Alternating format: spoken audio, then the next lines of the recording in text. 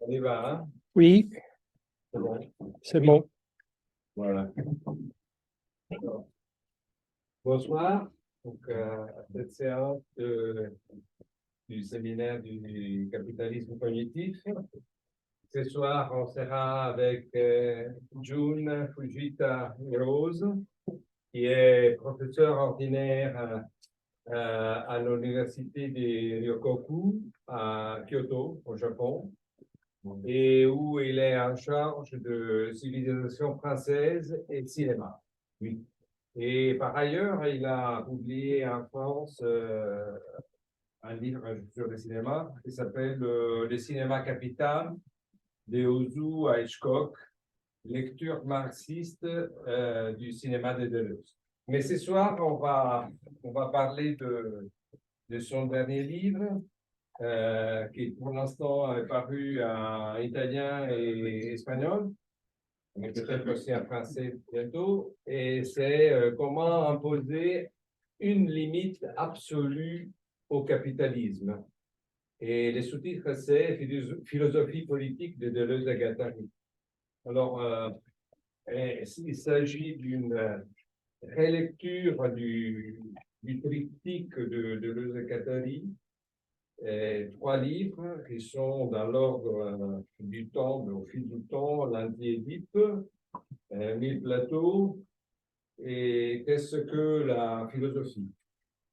Et on fait une relecture pour mettre à jour, selon le propos de Jung, la question sur la révolution. Moi, je vais dire seulement 3 mots parce que le livre, ça m'a beaucoup intéressé. Et je dois dire que juste un mot sur sur l'actualité que June a écrit par rapport aux 3 livres. J'ai trouvé que dans chacun des livres, il y a au moins un thème qui est en synchronie avec l'actualité d'aujourd'hui, contemporaine.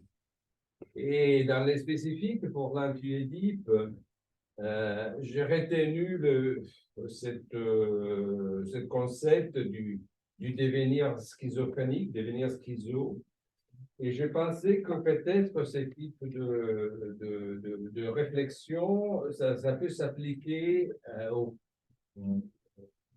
c'était l'actualité, aux mouvements qui sont en train de se produire dans ces jours en Chine, parce que, comme on se disait avec June tout à l'heure, la Chine est encore restée quelque part dans les Trente Glorieuses.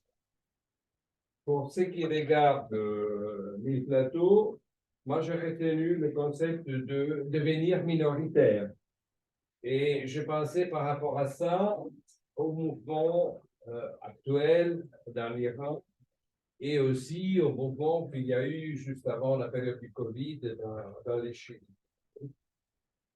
Pour ceux qui regardent le 3e livre sur la philosophie, qu'est-ce que c'est la philosophie, j'ai retenu un concept actuel, le devenir animal, et je dois dire que c'est celui qui, quelque part, m'intéresse le plus parce que je pense qu'à partir de ce principe, il y a peut-être la seule stratégie pour, je dirais, une rémission de la crise de la biosphère, que moi j'appelle personnellement de la crise du climat, si vous voulez, de la crise écologique, et une rémission de ce que j'appelle, ce que je suis en train d'écrire, de la septicémie de Gaïa. Bon, là, c'était juste pour rentrer un peu dans l'argument. Maintenant, je laisse la parole à June, qui va donc nous parler de son livre. Oui, bonsoir. Merci beaucoup de m'avoir invité à parler de mon nouveau bouquin qui a été sorti en français, non, pas en français, en espagnol, en italien. Et je suis très content de pouvoir présenter comme ça mon livre parce que je vous admire depuis très longtemps, en fait. Quasi, je peux dire même que théoriquement, je me suis formé à travers vos travaux, vraiment, depuis quasi 25 ans. Donc, j'ai très, très ému, en fait, de faire ce soir un petit truc, un petit fruit, si vous voulez, de ce que j'ai appris à travers vos travaux. Bon, et monsieur, il y a un petit truc à distribuer. Que vous n'êtes pas. Ah oui? Ah, bon. Il n'y a pas de souci. Bon, donc ce que je vais distribuer, c'est la table de matière de 2 livres en question. Et c'est très, très court, le livre est très, très mince. Ça, c'est très important pour moi, je crois. Déjà, je suis venu d'un pays de haïku, donc je ne suis pas très habitué d'écrire très long. Mais sur Terre, je voulais absolument faire un résumé révolutionnaire des 3 livres de Deleuze et Guattari pour que peut-être les gens de génération suivante puissent utiliser tout de suite en fait les idées de Deleuze et Guattari. C'est parce qu'en fait, vous savez que Platon, Alan Thierry sont très, très grands comme ça. Et on ne sait pas où on peut trouver tout de suite, comment dire, le truc important. Oui, le truc important. Donc, moi, j'ai dit que le truc important, c'est ça. Bon, ça, c'est une chose. Et donc, c'est pour ça que c'est très, très court. Et comme vous constatez dans la table de matière, en fait, j'ai traité les 3 livres séparément. Ça, c'est une autre chose qui était très importante pour moi. C'est parce que je me demande pourquoi il y a 3 livres, pourquoi il y a 3 livres sur le même thème qui est le capitalisme. Pourquoi? Mais même Marx n'écrit qu'un seul livre sur le capital. Il y a 3 livres parce qu'il y a sûrement la raison pour laquelle ils ont écrit 3 livres quasi 10 ans de séparation, quasi 10 ans de distance, comme ça, 3 livres. C'est précisément parce que Deleuze et Guattari pensaient sur la conjoncture. Pensaient sur la conjoncture. Donc, la différence fondamentale entre les 3 livres, c'est la question de la conjoncture. C'est-à-dire qu'en fait, chaque livre reflète l'étape d'accumulation du capital qu'il observait lors de la rédaction du livre. Ça, c'est ce que je veux dire. Et donc, j'ai traité les 3 livres séparément. Et parce que, en fait, dans une grande littérature haute de leur pensée, il y a vraiment beaucoup de travaux qui mélangent un peu cette partie d'un livre, cette partie du Platon, cette partie qu'est-ce que la philosophie, et ensemble, comme ça, il y a un petit truc de pensée de l'effet Nathalie. Ça, je refuse, en fait. Et donc, ça, c'est une chose. Et c'est comme ça. Et alors, mais qu'est-ce que c'est? Donc, il y a 3 livres. L'Antiédipe, Mille Platon, qu'est-ce que la philosophie? Et l'Antiédipe, donc, il y a toujours chacun reflète donc son époque. L'Antiédipe a été publié en 72. Émile Platon a été publié en 80. Et qu'est-ce que la philosophie en 91? Et à l'intérieur même de ces livres, on peut constater qu'en fait, l'Antiédipe était, comment dire, a été construit sur l'axe ouest-est. C'est-à-dire qu'en fait, encore le capitalisme se développait d'une certaine manière selon l'axe ouest-est. C'est-à-dire qu'aussi, on pourrait dire que la lutte, de classe lutte, lutte s'organisait aussi sur l'axe ouest-est. Ça, c'est l'antédip. Et donc, l'antédip, c'est déjà ce qui est. Il y a une malentendu absolue, c'est que l'antédip, c'est un livre de mai 68, etc. Mais en fait, si vous tapez sur le PDF de l'antédip, on peut trouver n'importe où sur l'Internet.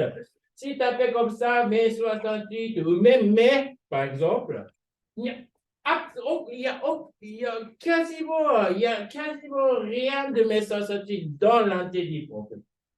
Mais plutôt que mai français, c'est octobre russe qui est en question dans l'antédip. C'est parce qu'il considérait encore en 72, il considérait encore dans l'époque, ils sont un peu dans l'époque de octobre russe. Donc, ça c'est une chose. Et donc, c'est-à-dire que la façon de parler, c'est il faut donc identifier d'une certaine manière l'étape de l'accumulation du capital et la lutte principale. Et la lutte principale était encore déterminée par Octobre russe à l'époque de l'antédip. Ça, c'est une chose. Mais c'est pour ça qu'il s'agit, oui. Mais Mille Plateau, ce n'est pas du tout comme ça. Mille Plateau, comme vous savez bien, qu'en fait, la dichotomie fondamentale, c'est majorité et minorité. C'est-à-dire qu'en fait, Mille Plateau, Deleuze et Guattari, eux-mêmes disent dans le bouquin que maintenant, l'axe principal n'est plus ouest-est, mais nord-sud. Oui, donc, selon sur l'axe, bien sûr, peut-être la lutte principale aussi, pas seulement le développement du capitalisme, mais aussi la lutte principale se développe aussi sur l'axe nord-sud. Et c'est d'où vient en fait cette dichotomie fondamentale de la majorité-minorité. Bon. Mais aussi, l'antédip, il faut que j'ajoute. Ça renvoie un peu ce qu'il vient de dire. Mille Plateau, il y a deux choses en fait. Non, peut-être je vais le dire après. Et qu'est-ce que la philosophie? Qu'est-ce que la philosophie? Quelle est la différence entre Mille Plateau et qu'est-ce que la philosophie? Qui a été publié en 91, c'est qu'en fait, ils gardent toujours comme l'axe principal nord-sud, mais il n'y a plus du tout l'axe ouest-est. Ça, comment dire, oblige de changer complètement la discussion. Et en fait, dans la qu'est-ce que la philosophie, Deleuze et Guattari sont très, comment dire, pessimistes. Ils ont, dans le travail, dès le début, ils ont, pour la première fois, introduit le mot victime. Victime, ils utilisent, Deleuze et Guattari utilisent dans la question de la philosophie le mot victime pour la première fois. Victime, pourquoi? Parce que comme il n'y a plus de l'axe ouest-est, les luttes des gens du sud n'ont plus, en fait, comment dire, soutien, d'une certaine manière, soutien de l'Est. On pourrait dire comme ça. Et comme ça, et ils ont introduit donc les victimes, c'est vraiment comme George a dit, il s'agit de la question de l'animal. C'est-à-dire qu'en fait, victimes, on pourrait dire que ce sont des minorités en état d'animaux. D'animaux, c'est-à-dire en fait, qui ne sont pas capables, qui ne sont pas en mesure de lutter pour leurs intérêts. Ça, bon. Donc, ça, c'est un peu la différence entre les trois livres.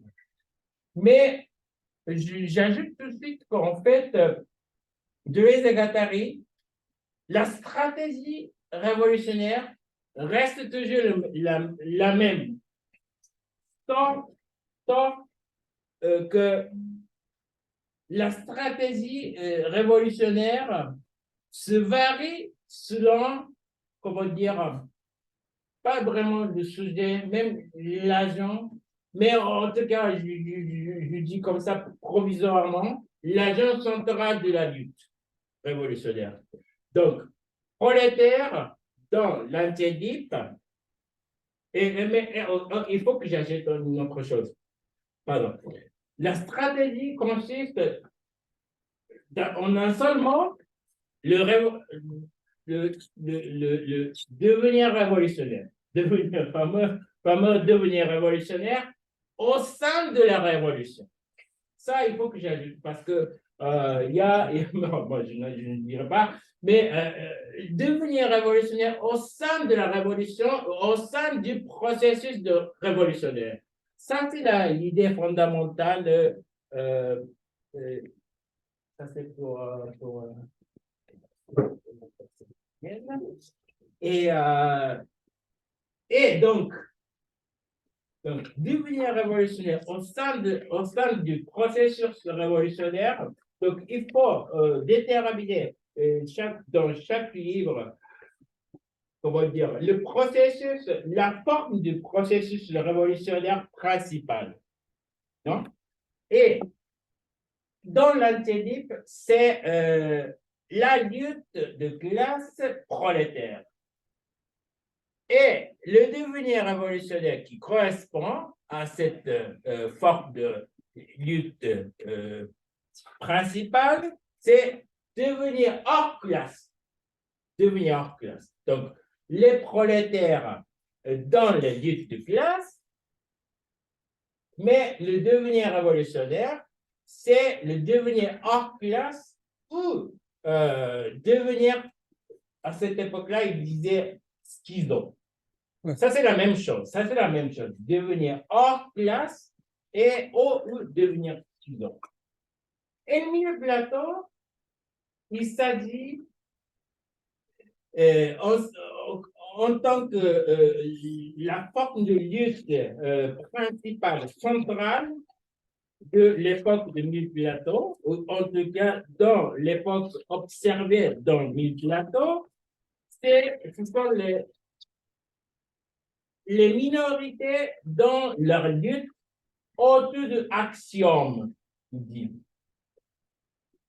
Donc, lutte des minorités autour des axiomes. Mais qu'est-ce que c'est axiome, non?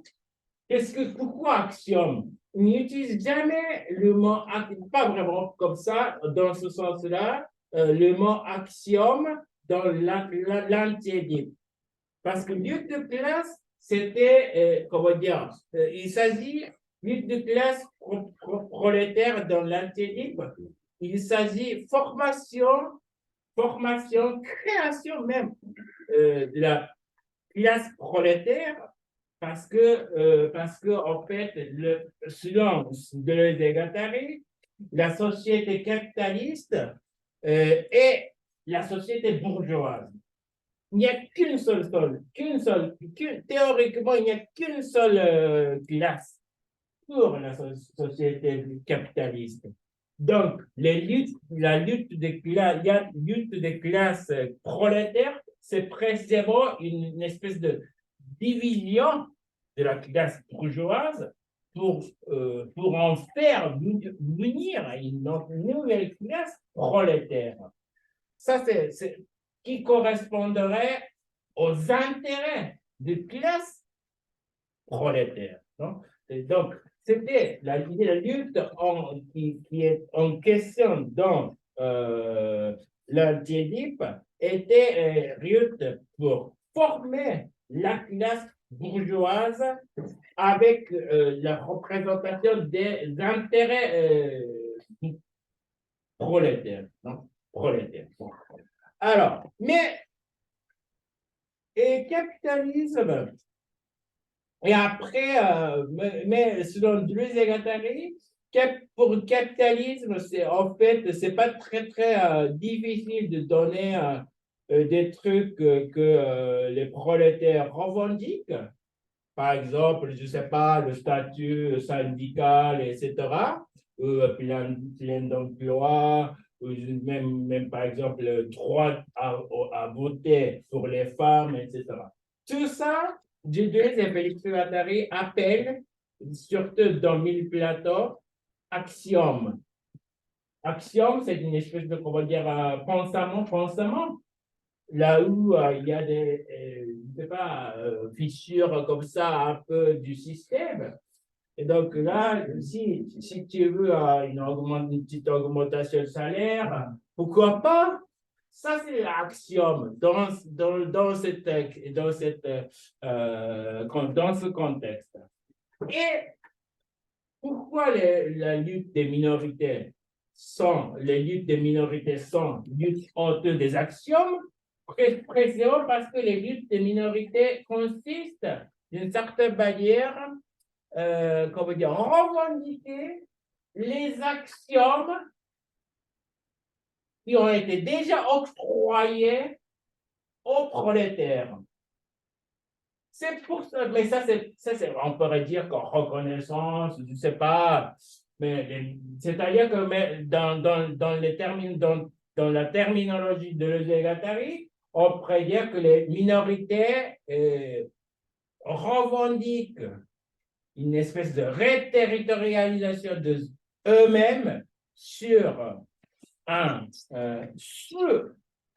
ensemble particulier de l'ensemble majoritaire. Ça, c'est la lutte des axiomes. C'est-à-dire que moi aussi, j'aimerais bien avoir les droits axiomatiques que les majoritaires, dans la majoritaire déjà jouissent. Bon. Mais Deleuze et Guattari disent qu'en fait, ce n'est pas suffisant pour lutter contre le capitalisme, bien sûr. Et c'est pour ça qu'ils proposent le devenir minoritaire. Devenir minoritaire des minorités, mais à travers le devenir minoritaire des minorités, et on devient, tout le monde devient d'une certaine manière minoritaire. Je reviendrai après, parce que c'est un peu difficile de comprendre. Mais si je me permets de donner un peu d'image de la relation en général entre le processus révolutionnaire normal, c'est-à-dire pour revendiquer des entrées de classe, des entrées de groupe, etc., et le devenir révolutionnaire, ou dans le contexte de Platon, devenir minoritaire. Ça, je cite un truc, un livre de Gilles Deleuze en 67, donc c'est-à-dire deux ans avant, non, 2 ans, c'est pas 2 ans, c'est 5 ans. 5 ans. 5 ans avant l'Antédique. Et c'est un livre sur Zahra Mazor. Ouais. Et il y a vraiment, il parle de Zahra Mazor et dans sa relation avec le panslavisme. Bon, il dit Deleuze, Zahra Mazor rêvait qu'il manquait aux Slaves une belle despote, une tsarine terrible pour assurer le triomphe des révolutions de 1848 et pour unifier le panslavisme. Il a Deleuze toujours. Slave, encore un effort si vous voulez être révolutionnaire. Ça, c'est la relation entre révolution et révolutionnaire. C'est Deleuze et Guattari. Encore un effort. Encore un effort. Ça, c'est le devenir révolutionnaire. Donc, c'est pour ça que je dis que la stratégie était toujours de devenir révolutionnaire au sein de la révolution. Ce n'est pas seulement devenir révolutionnaire de n'importe où, devenir révolutionnaire au sein de la révolution. Ça, et avant que je revienne à qu'est-ce que la philosophie, j'ajoute comme ça, ce sera un peu encore intéressant. Donc, j'ajoute une petite anecdote. Je crois que le premier lecteur du monde entier de Deleuze et Guattari dans la conjoncture de véritables processus révolutionnaires et un Argentin qui était leader du groupe qui s'appelle Frente de Libération Homosexuelle. C'est quelqu'un qui s'appelle Nestor Perlongen. Nestor Perlongen. Lui, il était donc leader du Frente de Libération Homosexuelle dans la première moitié des années 70 en Argentine. En Argentine, pas du tout en France de la même époque. En Argentine, la première moitié des années 70, c'était vraiment un processus révolutionnaire où il y a plusieurs courants de gauche, mais surtout le péronisme de gauche péroniste. Hein? Et Nestor Perlongen essayait de s'approcher du péronisme de gauche pour qu'on puisse dire, pour qu'on puisse revendiquer les droits des homosexuels au nom du péronisme. Ça, c'est la... Comment dire? C'est-à-dire qu'en fait, Perlongen exige aux péronistes révolutionnaires, tous les péronistes révolutionnaires, de faire encore un effort si vous voulez être révolutionnaire aux gens qui étaient vraiment combattus avec l'arme, etc., contre les militaires, et aussi très mal musclé droite péroniste. Et lui, il a exigé donc fait un effort si vous voulez être révolutionnaire, même si vous êtes déjà dans le processus de révolution nationale. Non? Ça, je crois que c'est la révolution. Et devenir révolutionnaire. Qu'est-ce que j'ai dit? Oui, bon. Alors, Mille Plateaux, je reviens à Mille Plateaux. Non, c'est oui, je reviens à Mille Plateaux. Et donc, Mille Plateaux, en fait, donc, devenir minoritaire, il y a deux devenir révolutionnaires, en fait, dans Mille Plateaux. L'un, c'est en ce qui concerne les luttes des minorités autour des axiomes. Donc, dans ce processus de mouvement, les minorités elles-mêmes doivent devenir minoritaires. Ça, c'est une chose. Ça, c'est comme George a évoqué tout à l'heure Chili, le cas de Chili, oh non, Chili, oui, ça Chili, oui. Mais ça, c'est pas vraiment dans mon livre, mais ça, c'est très intéressant, je crois. Pourquoi? Parce que, précisément, Chili, il y a deux éléments très importants. C'est qu'en fait, ce qui se représente d'une certaine manière d'élection d'une femme mapuche en tant que présidente de l'Assemblée constituante. Constituante.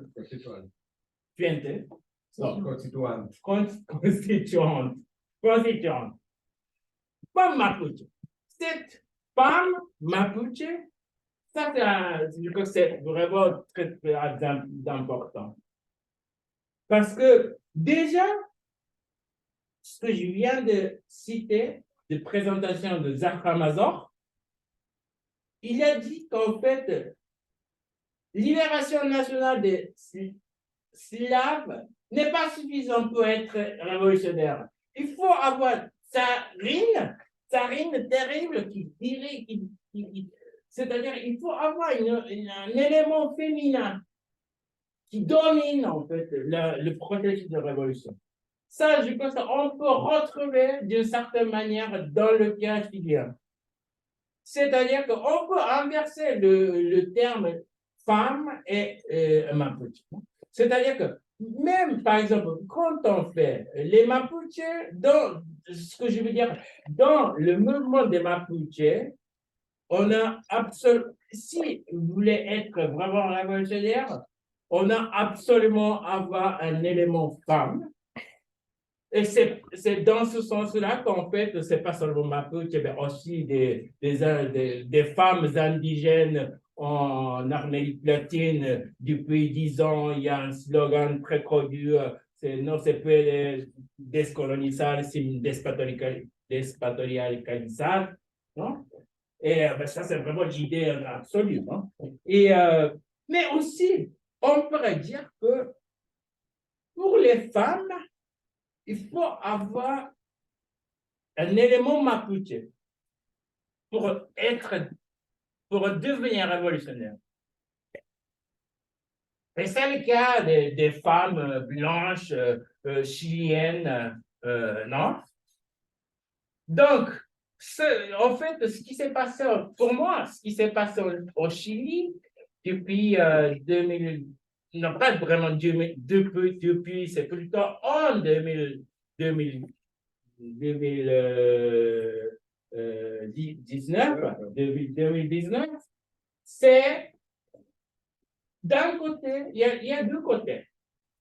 Il y a les très grands mouvements en ville, surtout à Santiago, mais en ville, il y a d'autres mouvements, il y a un autre type de mouvement dans les montagnes d'une certaine manière, avec les peuples originaires. Mais les deux, en fait, mais ce qui était très, très intéressant, c'est que c'est peut-être la première fois dans l'histoire moderne du Chili, les deux choses se communiquent. Précisément, je crois que c'est à travers le devenir femme. Je crois.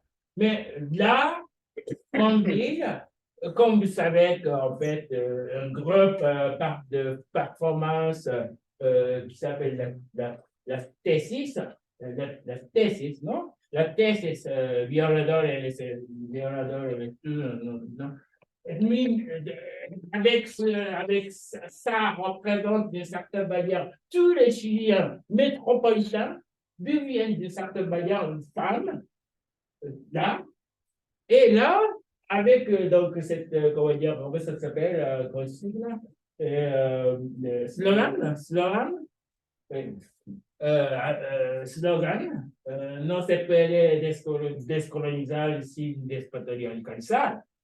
Ça, sì, despatriarcalizzare. Ah, On ne peut pas, comment ça? Se décoloniser, Décoloniser, ok, si on sans à 100. dépatrial, Alors qu'elle se dépatriarcalise. ouais. dépatriarcalisé. Ça, je n'arrive pas à dire. Hein. Lorsque j'ai présenté en fait le même livre en Argentine, on m'a dit qu'en fait, en parlant de encore un effort, et il faut que tu fasses encore un effort pour dire des comme ça. C'est pas pour devenir révolutionnaire, c'est ça? Bon, ça. Ça c'est. Mais ça, donc, il y a je crois qu'il y a au Chili en 2019, il y a donc cette, comment dire, processus de devenir femme transversale qui communique les mouvements métropolitains et les mouvements de peuples originaires. Donc, je crois que c'est dans ce sens-là que je crois que Georges a complètement raison de dire qu'en fait, il y a quelque chose à voir avec. Mais ça c'est en fait, comme je ne sais pas si j'arrive à présenter jusqu'à la fin, mais j'aimerais bien m'attarder encore sur ce point-là. C'est parce que ça, c'est vraiment caractère fondamental des mouvements qu'on voit, qu'on observe maintenant un peu dans le monde. Mais Iran, par exemple. Iran, là, c'est femme kurde. Femme kurde. Cette combinaison est fondamentale.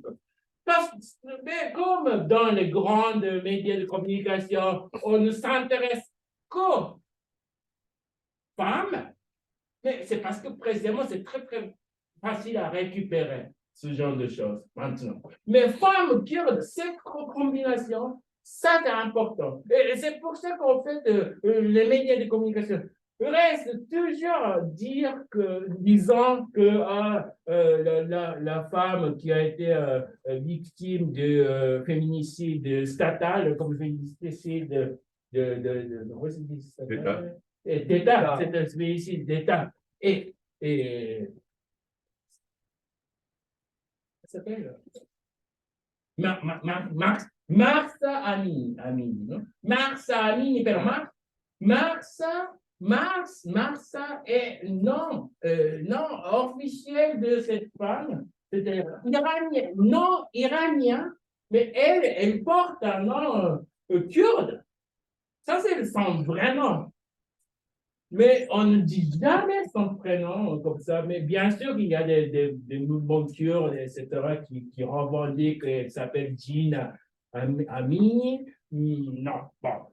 Alors, mais ça, c'est très important aussi que, c'est-à-dire que la révolution féministe, dans la révolution féministe, si les femmes iraniennes veulent devenir révolutionnaires, ils ont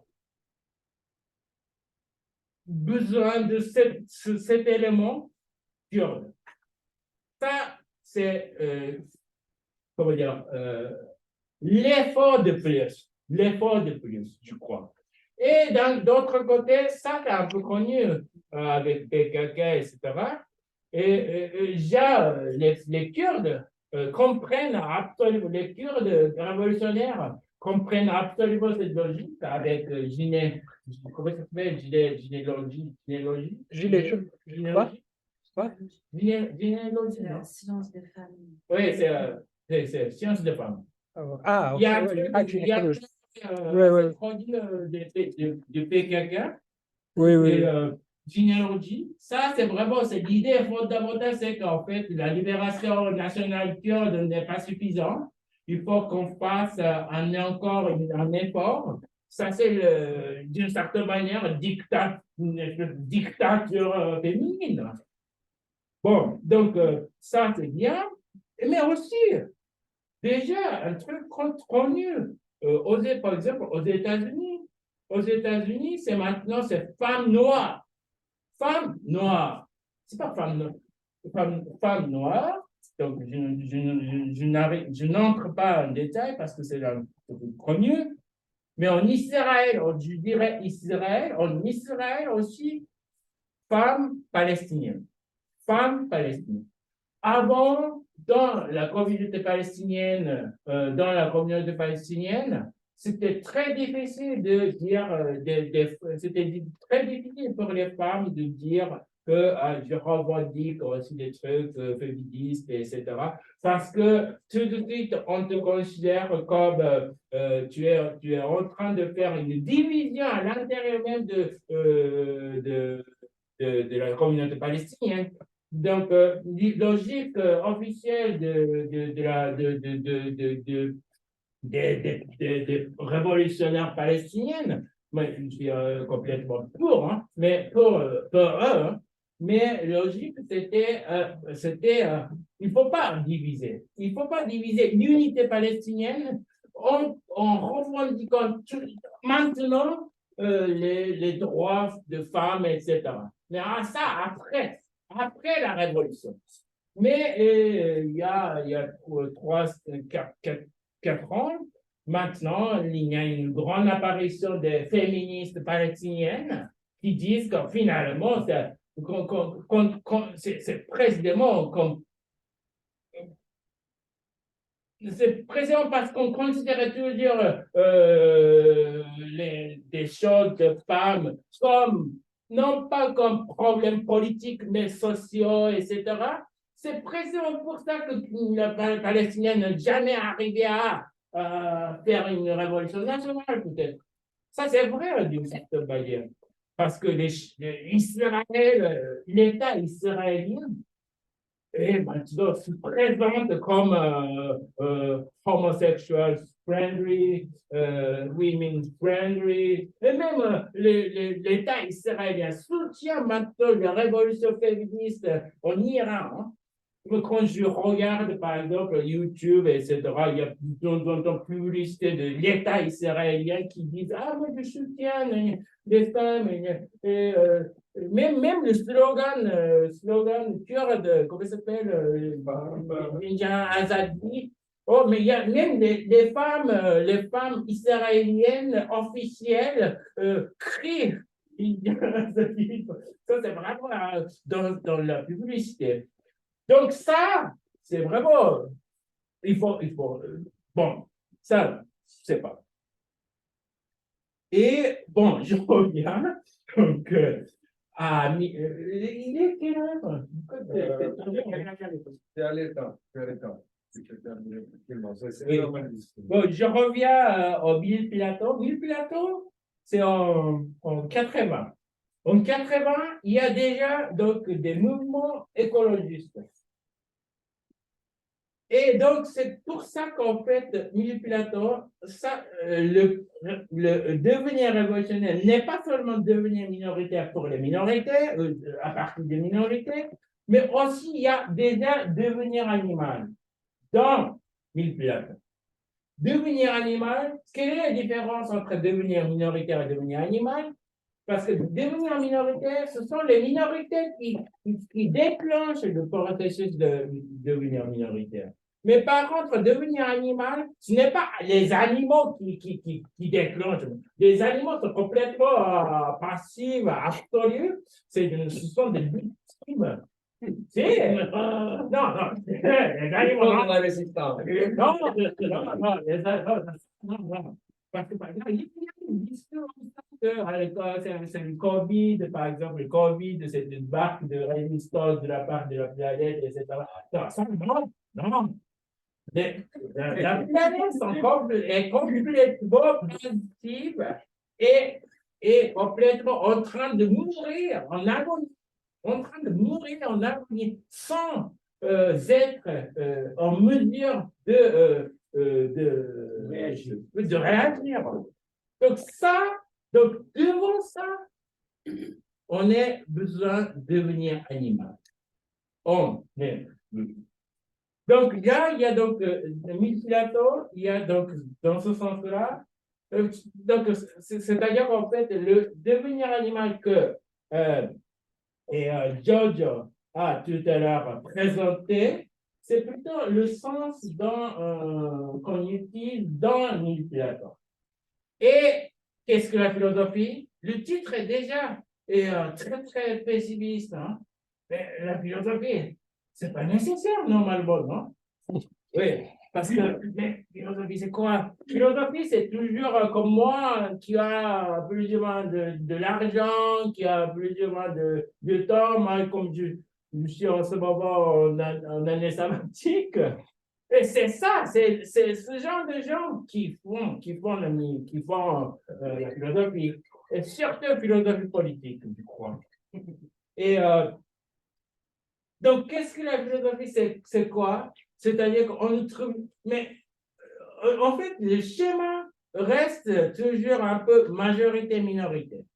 Mais il transforme, Deleuze transforme ce schéma en homme victime. Homme en tant qu'homme qui a le droit de l'homme. Ce droit de l'homme, c'est en fait droit à être homme, non? Droit être un homme. Être humain. Oui, oui. Le mot être humain, c'est mieux. Oui, bon, oui. No, mais Deleuze e Guattari parle d'homme. Oui. Et humain, oui, oui. Oui, oui. Oui, c'est comme ça. Donc, il y a toujours des personnes qui ont déjà, qui détiennent déjà le droit à être humain, mais il y a des victimes maintenant. Victimes, c'est-à-dire que les majorités, les minorités qui tombent en état d'animaux. Et c'est là qu'en fait, Deleuze et Guattari proposent l'homme, devenir animal de l'homme devant les victimes. Et là, ça ne vous intéresserait pas. Là, du coup, Deleuze et Guattari sont assez proches de quelqu'un comme Derrida, etc. Du coup, il s'agit vraiment de la philosophie politique. C'est là la question de la philosophie politique. Et qu'est-ce que j'étais en train de dire? Oui, par exemple,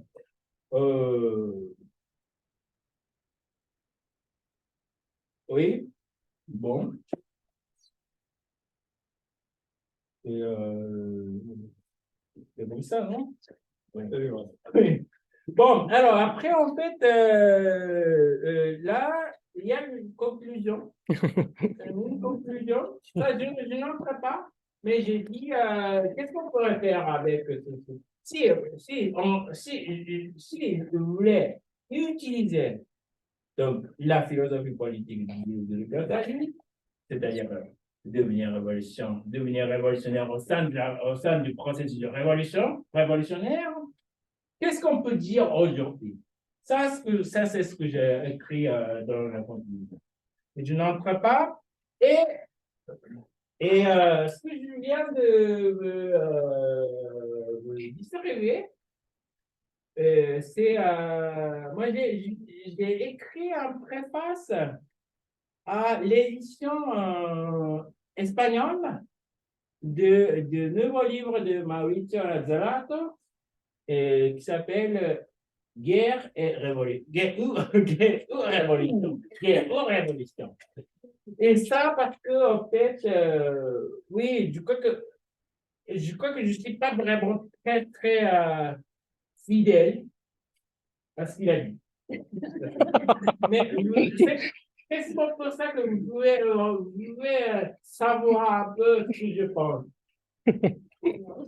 Et ça renvoie directement à la conclusion, parce que je m'intéresse beaucoup à ce qu'on appelle destruction créative du capital, c'est-à-dire que destruction des vieux capitaux et création des nouveaux capitaux avec le changement de l'hégémonie des États-Unis à la Chine et avec le changement de de la matière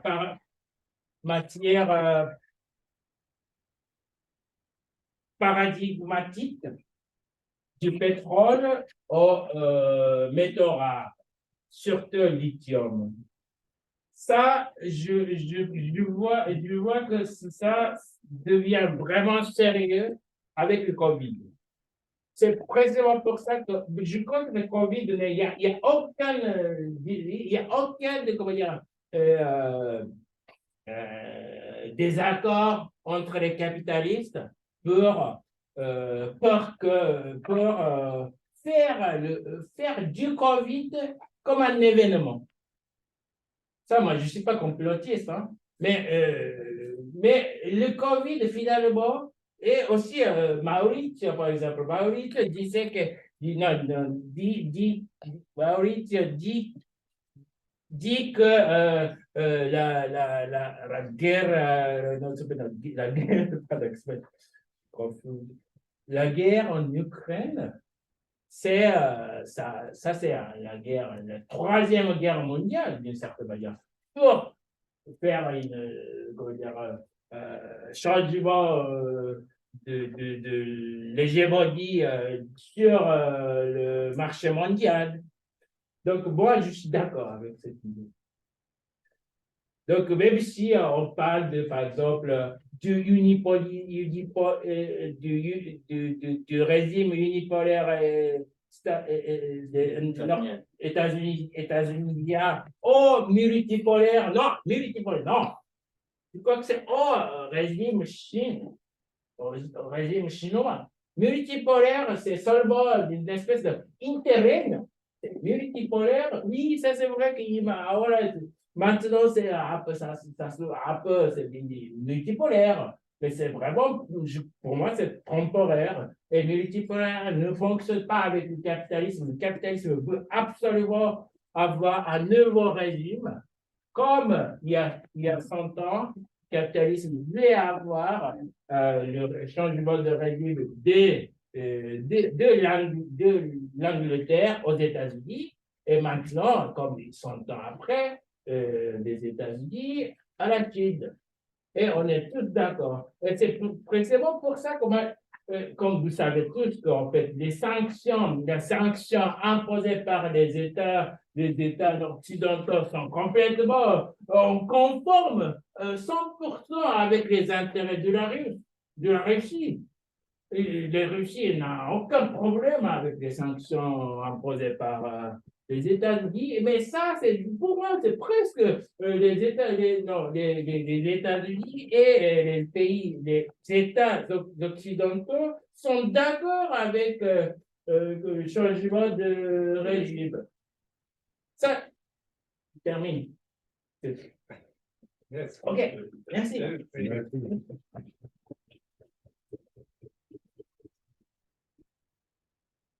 Bon, on passe. Merci beaucoup, John. C'était pas exactement un haïku, n'est-ce pas?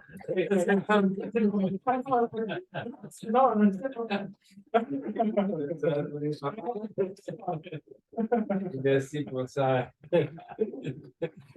Et donc, on passe un peu aux questions pour avoir un débat sur des thèmes qu'il a évoqués. Et donc, je vous laisse la parole. Qui veut briser la glace? Una domanda, une question banale, peut-être. Vas-y. J'ai l'impression, en t'écoutant, que tu fais une lecture de Les Guattari qui revient à ce qui soutient aujourd'hui disons, la posture intersectionnaliste. C'est-à-dire le fait que pour être révolutionnaire aujourd'hui, il faut être à la fois une position de classe, antiraciste, néocolonialiste, féministe, etc. Et donc, ça revient à ça. Je voudrais comprendre, tu n'as pas fait allusion à l'intersectionnalisme, alors je voudrais savoir si c'est ça là. Oui, oui. L'intersectionnalité Pour moi, l'intersectionnalité originairement, c'est une catégorie sociologique, c'est-à-dire pour déterminer l'identité de chacun. Ah, tu es femme, et noire, et je ne sais pas quoi, gna, gna, gna, gna. Et ça, c'est vraiment comment dire, une catégorie sociologique. Mais moi, je m'intéresse à l'intersectionnalité comme catégorie révolutionnaire. Oui, mais l'intersectionnalité è una categoria rivoluzionaria, je m'excuse. Oui, Mais donc, Black Lives Matter Oui, mais a fait de l'intersectionnalité le cœur du mouvement. ok. oui, mais Je pense ça. à l'origine, è une théorie juridique. À l'origine, n'est pas du tout révolutionnaire. C'est pas du tout révolutionnaire à l'origine, c'est écrit d'ailleurs dans les livres aussi de Maurizio Lazzarato, et il dit que cette origine juridique Oui, bien sûr. lui empêche d'une certaine façon d'être une catégorie révolutionnaire. Maintenant, je pense qu'il faut développer. Il ne suffit pas de donner un jugement. Mais moi et vous, on est complètement d'accord sur l'aspect révolutionnaire de l'intersection.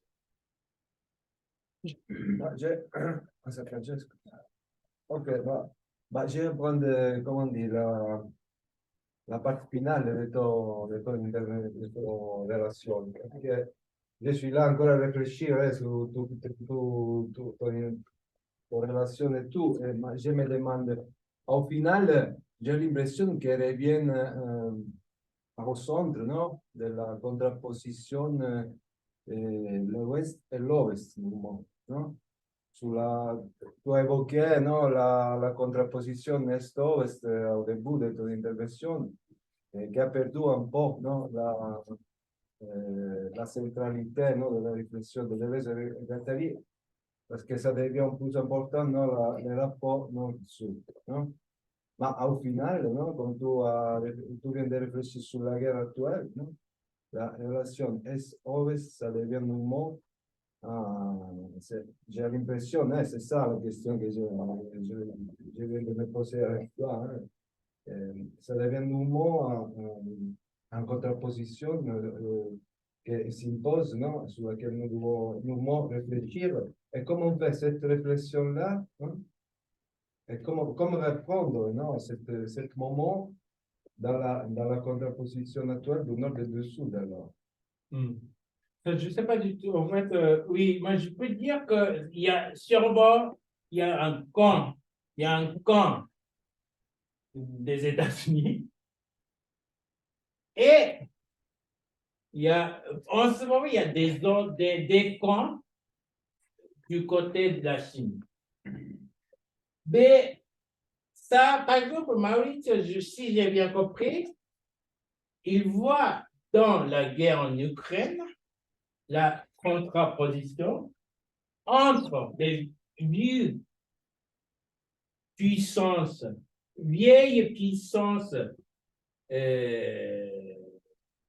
du XXe siècle, du Nord et des Sud.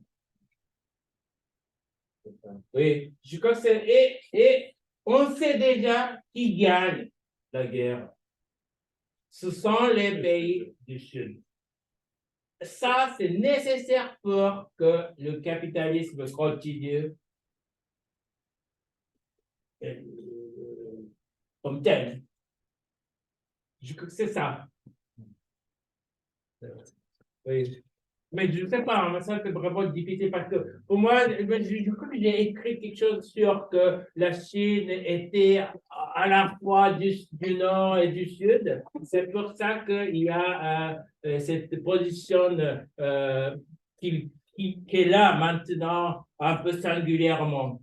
J'ai écrit ça un peu dans vos bouquins, mais je ne suis pas sûr du tout en fait. C'est difficile, hein? On continue avec la question une par une parce qu'on a pas mal de temps encore, donc c'est inutile, je pense, de les regrouper. Ok. D'accord. Moi, merci pour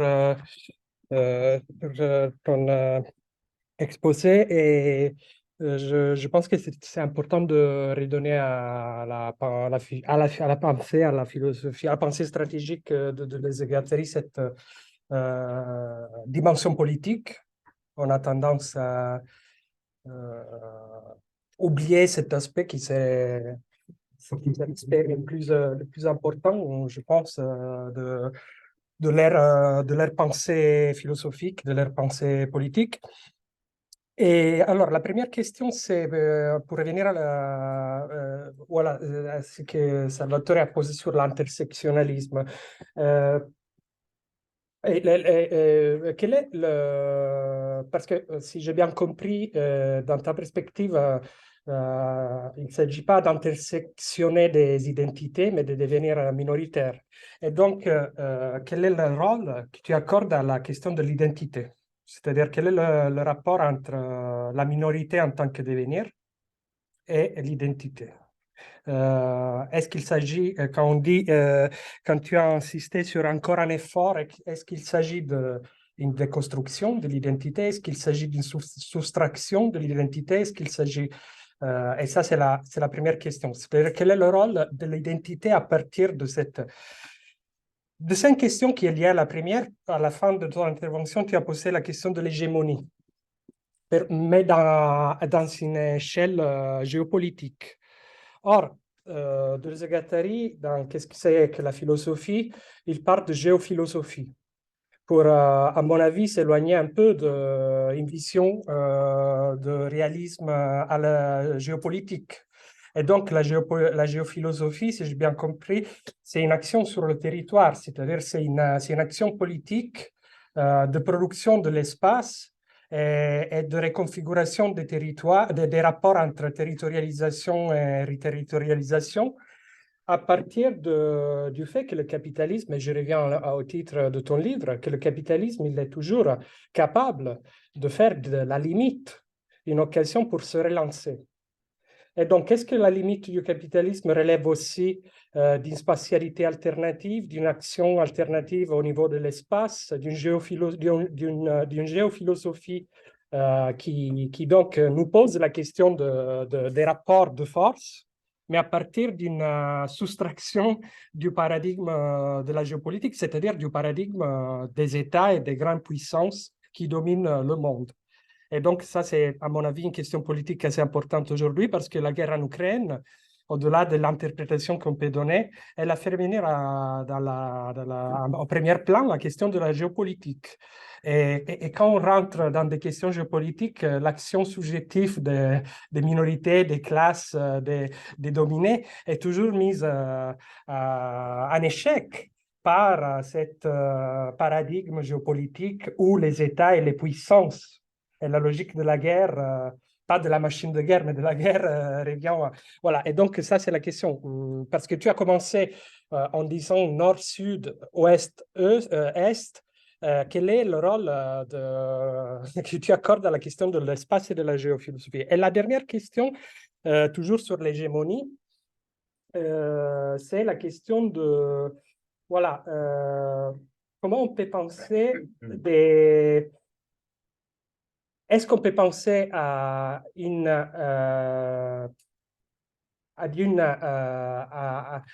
intersection de minorités qui devient majoritaire? C'est-à-dire, est-ce qu'on peut penser à un ensemble de minorités qui permet de réouvrir la question de l'hégémonie? C'est-à-dire, pas l'hégémonie comme la pose la pensée populiste, c'est-à-dire l'hégémonie qui, je pense, je ne sais pas, à Mouffe, Laclau, qui ils essayent de revaloriser des notions, à mon avis, assez problématiques telles que la patrie, l'esprit patriotique national. Est-ce qu'on peut penser l'hégémonie à partir des minorités et pas à partir d'un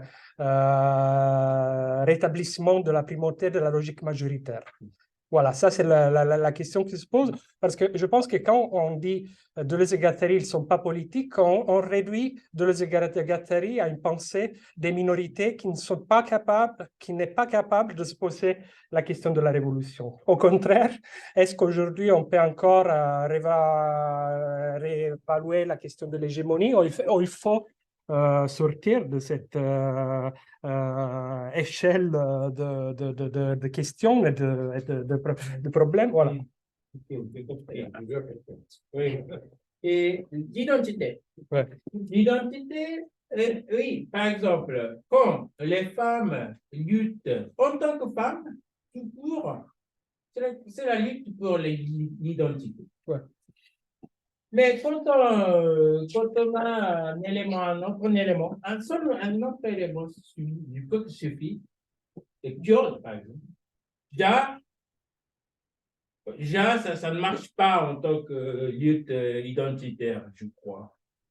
C'est pour ça que j'insiste que femme kurde, femme kurde, femme mapuche est très important. Et pourquoi? Mais pourquoi ça ne marche pas? Parce que quand on lutte en tant que femme iranienne normale, par exemple, ça veut dire que moi, je me reterritorialise sur un ensemble particulier de l'ensemble majoritaire iranien. Et mais ça provoque sûrement que, ah oui, d'accord, les femmes veulent être majoritaires. Bon, je vais faire une nouvelle minorité. Ça, c'est la logique. C'est-à-dire que, mais si, oui, mais je suis d'accord avec la revendication des femmes, d'une femme, de je ne sais pas qui, femmes françaises qui veulent absolument être égales avec les hommes français. Et ça, oui, le capital, non, moi, c'est-à-dire le capitalisme est complètement d'accord avec cette revendication.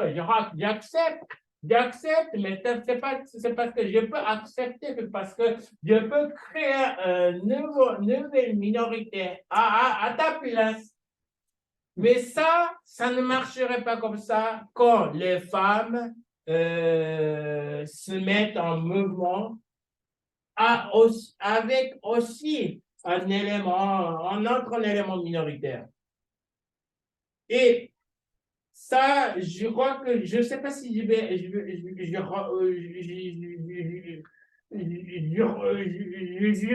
peut-être à la dernière question, tout d'un coup, tout de suite. C'est comment, mais ça c'est la question je crois que si j'ai bien compris, c'est la question d'un peu Gramsci, Oui, national populaire. oui, c'est ça. Oui, j'ai compris comment le populaire peut avoir hégémonie nationale. Bon, ça, je crois que j'ai cité, j'ai dit quelque chose dans Par exemple, dans le péronisme, il y avait ça, hein, un peu. péronisme. C'est de gauche. Dans le péronisme de gauche, il y a cette interprétation Oui, nationale populaire. oui. Ça, oui. Mais tu sais, maintenant, je ne sais pas, centenaire de je ne sais pas quoi de Pasolini, tu es un peu obligé d'étudier qu'est-ce que c'est le national populaire. Et j'ai bien compris maintenant le système. Mais ça, j'y reviens donc, mais en tout cas, ton truc, c'est comment une minorité peut avoir une hégémonie nationale, en tout cas, une hégémonie comme ça. Bah, alors, je dirais une chose. Le truc du Japon. Alors, le Japon, et après, non, avec le traité de sécurité avec les États-Unis, au Japon, il y a beaucoup de militaires, bases militaires, non, États-Uniennes. Il y a beaucoup de bases militaires états-uniennes. Oui, mais 75% des bases militaires états-uniennes au Japon se concentrent dans cette île qui s'appelle Okinawa, qui représente 1% du sol japonais. Pourquoi? Parce que dans cette île méridionale, qui est très proche en fait de Taïwan, etc., donc c'est une île d'une certaine manière stratégique pour les États-Unis, mais pas seulement ça. En fait, cette île, la spécificité de cette île, c'est la plupart des habitants sont des peuples minoritaires, très méridionaux, très méridionaux. Donc, ce sont une minorité ethnique qui habite dans cette île. Alors, qu'est-ce qui s'est passé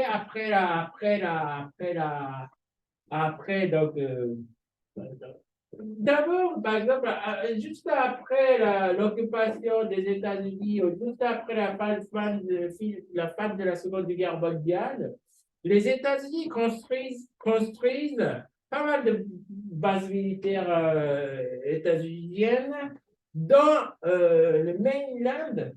Comment ça s'appelle? Je sais pas comment ça s'appelle. Le territoire central. Oui, oui. Le territoire principal du Japon. Mais là, comme ça, après, là, c'est après-guerre. Donc, il y a une certaine, comment dire, valorisation de la démocratie, etc. Il y a dans cette partie principale du Japon, il y a une espèce de not in my backyard. Not in my backyard, Pas dans mon jardin. Dans mon jardin. Donc, il y a les habitants de la partie principale du Japon disent comme not in my backyard, et ces voix étaient bien respectées de manière démocratique. Mais la condition, c'était on déplace toutes les bases militaires qui étaient dans la partie principale, oui, déplacées vers... oui, ça, et maintenant, ça c'est la situation. Et les gens d'Okinawa luttent contre les bases militaires états-uniciennes qui se trouvent dans leur île, c'est-à-dire que pour expulser d'une certaine manière les Américains. Parce qu'il y a beaucoup de problèmes, je ne sais pas, mais il y a beaucoup de problèmes. Mais, comment dire,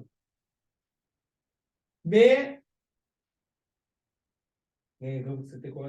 Oui. Mais je crois que depuis 15 ans, etc.,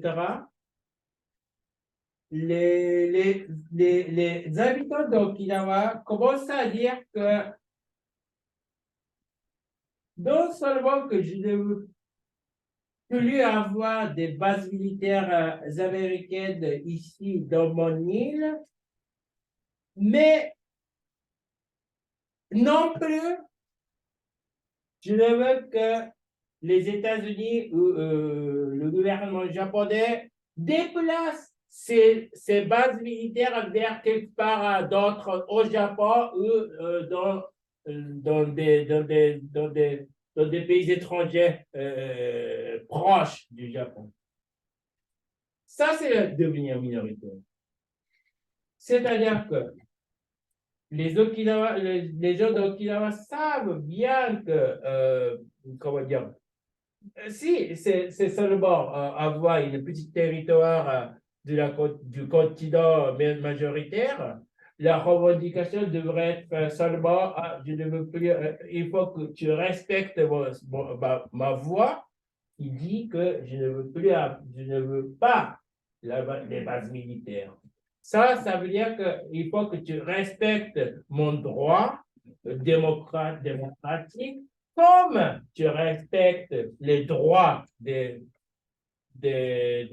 habitants de la partie principale. Mais les habitants d'Okinawa en réalité disent que non, je ne veux pas ces bases militaires, mais je ne veux pas non plus que soit ailleurs. Ni ici, ni ailleurs. Oui.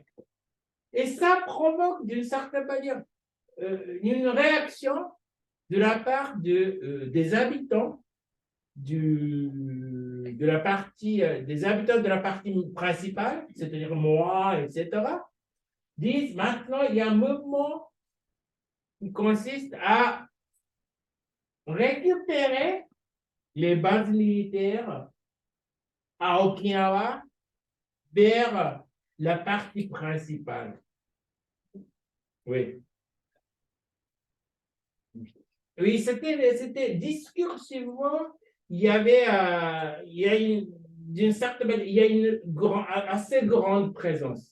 Mais ça n'a pas marché encore. Hein. Ça n'a pas encore marché. Mais discursivement, c'était très bien. Ça, qu'est-ce que ça veut dire? En fait, les habitants d'Okinawa déclenchent un processus de devenir minoritaire qui contamine les habitants majoritaires du Japon. Ça, c'est pour moi, C'est la contamination. c'est national populaire. Parce que le populaire qui se trouve dans les habitants d'Okinawa et qui a, d'une certaine manière, hégémonie, qui peut créer une nouvelle nation japonaise à partir de ce devenir minoritaire des habitants d'Okinawa. Ça, bon, alors, oui. Ah oui, géophilosophie. Géophilosophie, moi j'ai écrit pas mal de choses sur géophilosophie parce qu'en fait, je prends seulement cette partie-là dans le bon livre parce que le reste, c'est pas très intéressant. Non, c'est pas très important en fait. Pas, parce que par exemple, tu sais, vous savez qu'en fait, l'art, c'est quoi ça? Créer, c'est résister, par exemple. Il y a qu'est-ce que la philosophie? Il y a une formule de deux éléments très connue, c'est créer et créer, c'est résister. Mais pour moi, résister, ça n'a rien, c'est pas très intéressant, non? Résister, c'est vraiment très, comment dire, c'est très passif. Ça, c'est vraiment, il faut comprendre cette formule, créer, c'est résister, c'est vraiment, il y a une tonne pessimiste. Hein. On peut renvoyer cette question pessimiste, qu'est-ce que la philosophie? La philosophie, maintenant, devant les victimes qui sont en train de mourir en agonie comme animaux, qu'est-ce qu'on peut faire avec la philosophie? C'est ça la question. Et donc, philosophie, c'est une résistance. C'est la même chose que l'art, c'est des résistances. Ah oui, bon, c'est très bien, mais c'est vraiment l'art qui fait l'art. C'est vraiment comme, je ne sais pas, par exemple, ça, on a piqué Claire Fontaine, je ne sais pas qui, mais il y a. Bon, alors, donc, oui, bon, je reviens à la géophilosophie. Géophilosophie, non, ça, c'est ce que je vais dire, c'est pas très, très important. Hein. Mais le chapitre de la géophilosophie, c'est la question fondamentale, c'est pourquoi on a inventé la conception de révolution en Allemagne. Pourquoi ce n'est pas en France, ni en Angleterre, ni aux États-Unis, mais c'était en Allemagne avec Kant, par exemple. Ouais. C'est ça la question. C'est l'histoire. Oui. Quel est le rapport entre la révolution et la philosophie? Pourquoi en Allemagne, où il n'y a pas de révolution, où il y avait ce concept de révolution? Et en France, oui, bien sûr qu'il y a un concept de révolution, Rousseau, etc., mais ce n'est pas du tout comme en Allemagne. C'est ça la question. Et jusqu'à Adorno. Oui, c'est pour ça qu'en fait, il y a toujours quelque chose à voir avec Derrida, en fait, dans qu'est-ce que la philosophie. Oui, bon, alors, limite, oui, moi je pense comme ça.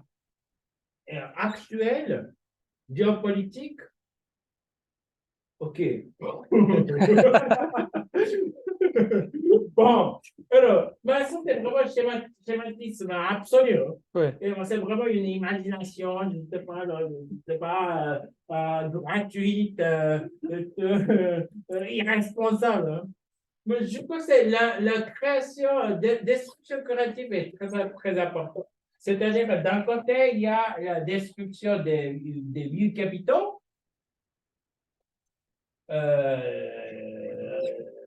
liés plus ou moins du vieux régime américain et pétrolier. Et d'un côté, il y a la création des nouveaux capitaux liés au nouveau régime chinois de lithium.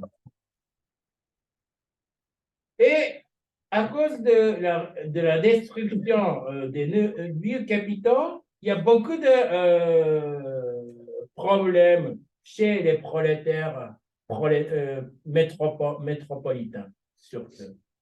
Chez les travailleurs métropolitains, d'une certaine manière. C'est à cause de cette destruction des vieux capitaux. Il y a, par exemple, c'est pas des occupations, etc. À l'autre côté, il y a un complètement autre problème, c'est extractivisme. Extractivisme, c'est vraiment très important parce que méthodes en question sont graves. C'est-à-dire qu'il faut c'est vraiment, il faut qu'on dit, extraire de manière énorme, non? Oui, là, il y a un grand problème d'extractivisme. Donc, je crois que ce qu'il faut faire, je ne sais pas, en tout cas, ce qu'on peut imaginer comme une façon d'imposer. En fait, le titre, c'était pas vraiment unlimité. C'est pas unlimité, c'est illimité. Illimité. Le limite. Oui, c'est oui. Mais on va dire que c'est quand on fait la version en espagnol, l'éditeur, on a discuté un peu sur ça et peut-être un limité sería más simpático de ce que sur le premier page, le limite, c'est un peu trop fort. C'est déjà un peu mieux. Bon, ben, donc, je crois que ce qui est très important, c'est que d'un côté, donc, il y a les travailleurs déliés des biocapitaux qui se mettent en lutte.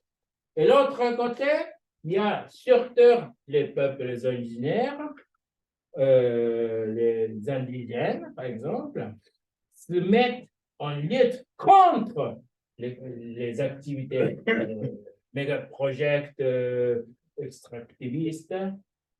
Et ce qui est très important, c'est là et là, il faut lutter ensemble.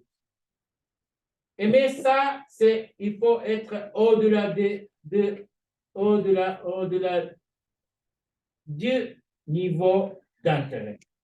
Parce que pour les travailleurs métropolitains, en fait, projet extractiviste correspondent complètement à leur intérêt.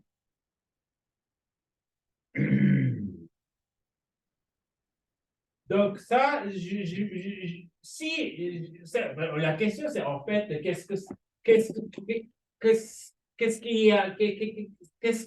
comment sera l'internationalisme d'aujourd'hui, non?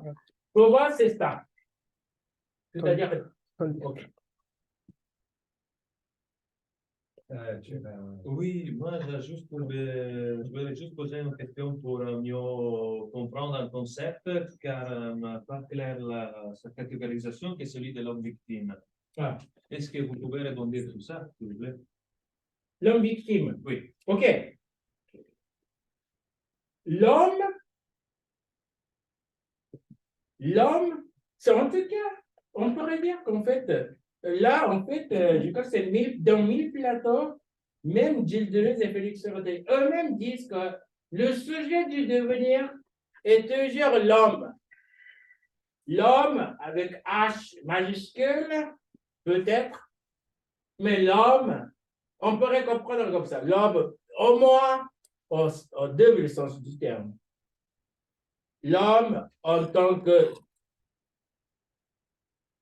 comment dire, porteur des droits à être humain, déjà sont considérés comme humains, mais aussi ce sont des sujets masculins.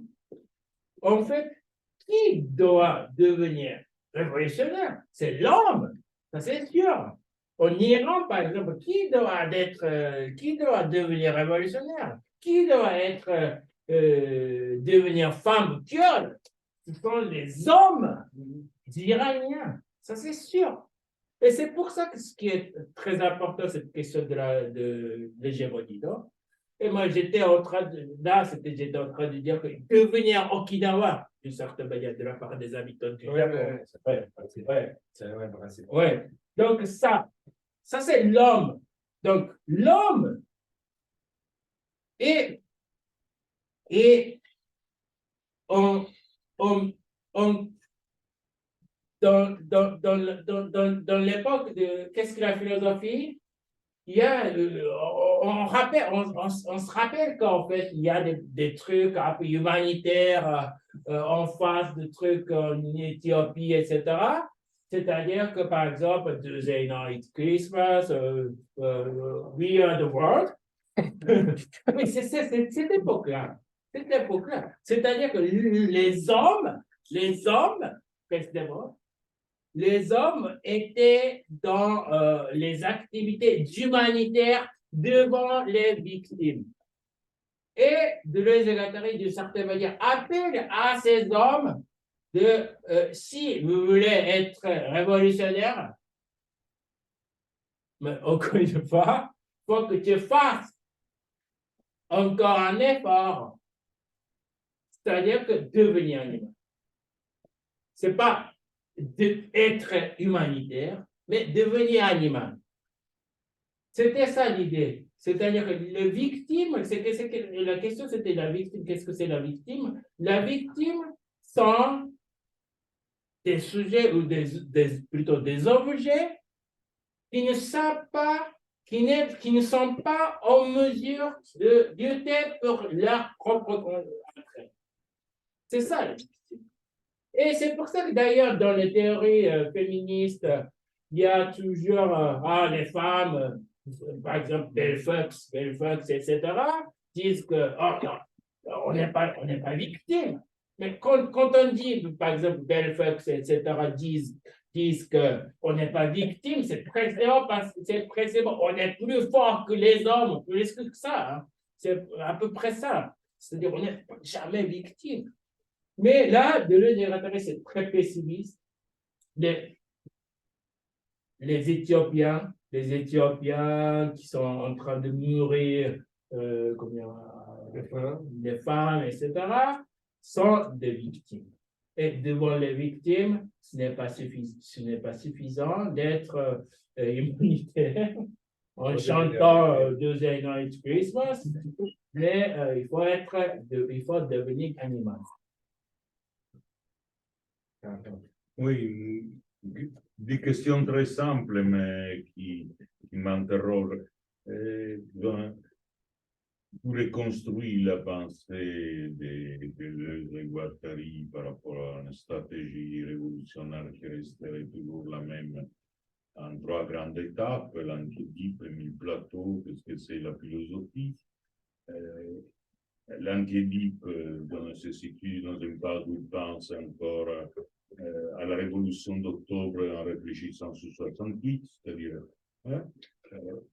et mi plateau nord-sud des mouvements écologistes, après qu'est-ce que c'est la philosophie nord-sud. Mais une question centrale, à mon sens, c'est pourquoi ils ont choisi ce titre. C'est-à-dire, pourquoi dans la première étape, disons, ils choisissent le titre Antiédipe, qu'est-ce que signifie dans la continuité, disons, de la stratégie révolutionnaire, le choix de ce titre qui est très fort. Pourquoi dans la deuxième étape, ils choisissent 1000 plateaux? Pourquoi dans la troisième, ils reviennent presque à un niveau épistémologique? Qu'est-ce qu'est la philosophie? Et pourquoi ces titres? Qu'est-ce qu'ils veulent dire? Ok. Bon, l'antiédipe, ça, comment dire? Si je cite 3 noms qui représentent chacun à ces 3 livres, pour Antiédipe, pour moi, c'est Lénine. Lénine. Émile Platon, c'est Guevara. Oui, mais quel est le rapport entre Édipe et Lénine? Est-ce que je pourrais dire la troisième? Ah, ok.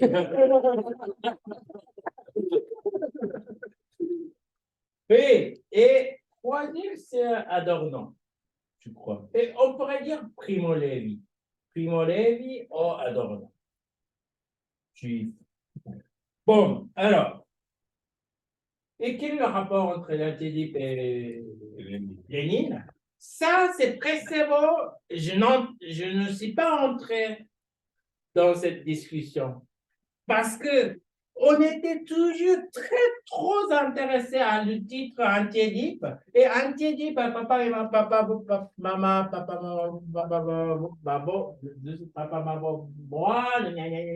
et triangle édipien, contre psychanalyse, etc. Ça, je ne m'intéresse pas du tout. Mais c'est quand même une partie importante. Oui, non, c'est pas tout important. C'est pas tout important. Ça, on peut supprimer toutes ces parties-là. C'est-à-dire, d'une certaine manière, supprimer la partie l'antiédipe. Peut-être j'ai écrit Non, c'est l'anti-antiédipe. Non, c'est ça. L'antiédipe était toujours lu comme antiédipe. C'est ça que le problème. C'est pour ça qu'en mai 68, c'est un mouvement antiédipe. Ils se sont trompés de titre. Non.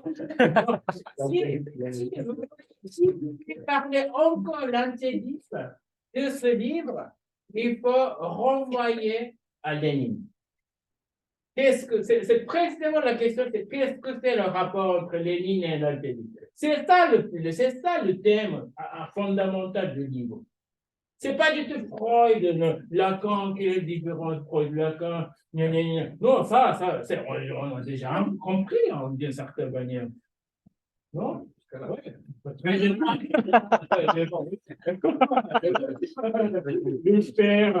Le père, etc. Mais si, ça, c'est pas du tout mon truc, mais ce qui m'intéresse, c'est qu'on peut. Alors, ça, c'est pas très intéressant. C'est un truc, c'est mes activités académiques. Et que je note. Non, ce que je veux dire, en fait, c'était en 68, mais c'est dans la deuxième moitié des années 60. Il y a 2 courants, apparemment, chez les Français, parce qu'on est tous italiens, donc on peut parler des Français librement. Non, il y a les Français aussi. Là, tu te vas.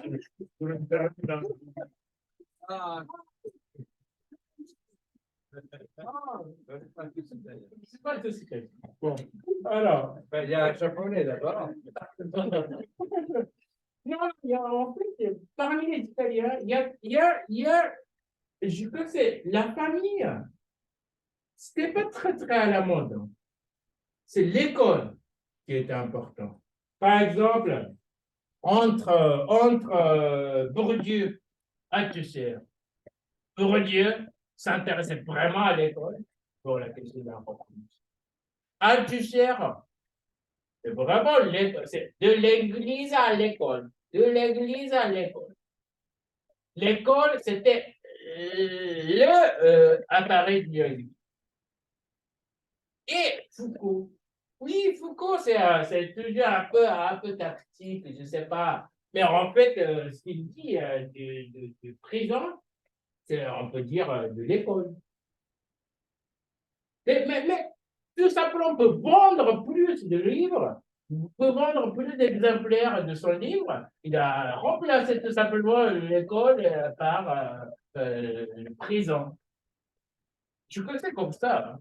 Donc, la société disciplinaire, c'est la société de l'école. Et après, Lacan, par exemple, Lacan, il s'intéresse vraiment à l'école dans un autre sens. Et c'est précisément pour ça qu'il était contre d'avoir une faculté de psychanalyse Paris 8, Vincennes. Marcel, ouais. Et après ça, ça renvoie à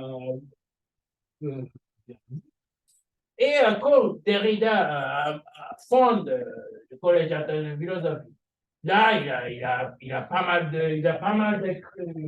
de textes qu'il a écrits sur l'université. Bien sûr que l'université et l'école, c'est pas la même chose.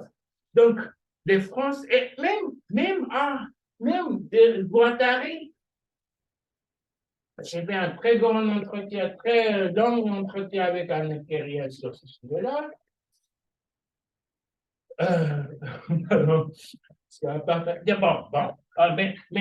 Comment ça s'appelle le cercle Guattarien, eux, ils étaient très intéressés à la question de l'école. Donc, c'était.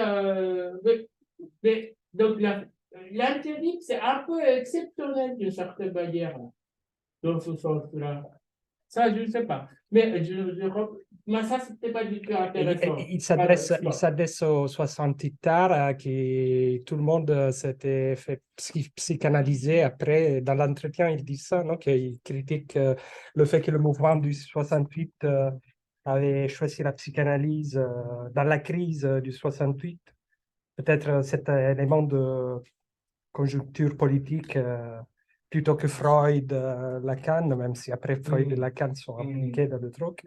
Il y a beaucoup l'aspect schizo. Devenir schizo, c'est une façon de devenir révolutionnaire. Ouais. Oui. Donc, il y a un lien effectivement avec la psychanalyse, etc. Mais eux, ils ont misé sur ça, il me semble, plutôt l'histoire. Il ne faut pas oublier que Guattari était à la bord. Hein. Oui, bien sûr, bien sûr. Mais d'abord, il passe quand même à, comment dirais-je, il crée ces liens entre, il y a quelque chose qui a à faire avec, comment ça s'appelle, celui qui a libéré Basaglia.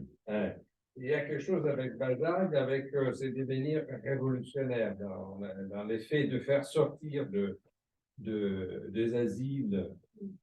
Il y a ça, à mon avis. Oui. J'ai une question alors. Et oui, un peu polémique. Tu as parlé de la femme mapuche au Chili qui était la patronne de l'Assemblée constituante, mais tu n'as pas dit que ça a été un fiasco parce qu'ils ont perdu. Donc, maintenant, tu ne sais plus. Non, ça c'est vraiment. Moi, je suis allé au Chili, il y a. Mais c'est vraiment à ce moment-là, c'est-à-dire que le moment était là. du référendum final. Pas vraiment assez assisté, mais il y a 2-3 jours avant là. Mais ce qui était vraiment impressionnant, c'est qu'il n'y a aucun mouvement, par exemple. Et oui, c'est-à-dire qu'en fait, moi j'étais au début de septembre au Chili. Et on envisage dans 3 jours le référendum final pour comment dire, approuver ou pas, Chasso approuvé oui, c'est ça. Et toutes les discussions se concentrent dans la télévision. Il n'y a pas eu de manifestation. Non, pas du tout. J'ai vu un peu quelques écoliers, plutôt de la partie de rechazo. Rechazo, il y a des, oui. Il y a j'ai vu un gilet jaune, c'est pas Gilet jaune. gilet, mais quand je dis gilet, c'est tout de suite automatiquement. Ouais. Gilet rechazo.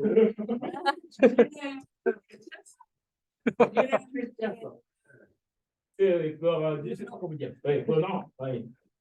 Oui, donc c'est-à-dire qu'en fait, je crois que donc, subjectivation néolibérale au Chili est quand même très forte.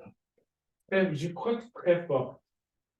C'est-à-dire que, comment dire, je ne sais pas si c'est vraiment ça, mais déjà, le mot néolibéralisme est très, très pénétré dans la vie quotidienne des gens. Ben, c'est là qu'a commencé l'expérience réelle du néolibéralisme, ça a commencé au Chili. Oui, c'est vraiment profond, quoi. Oui. Oui, je ne sais pas si c'était vraiment. Je suis allé à l'université de. Comment ça s'appelle? Valparaiso. Ouais. L'université de Valparaiso a un chauffeur, une voiture et chauffeur. J'étais à Santiago Chile. Et donc, ce chauffeur qui vient me chercher. Et donc, j'ai voyagé à l'aéroport en total 3 heures avec ce monsieur. Et ce monsieur, lorsqu'on était en train de sortir de la ville de Santiago, on a vu une marché plus ou moins informelle.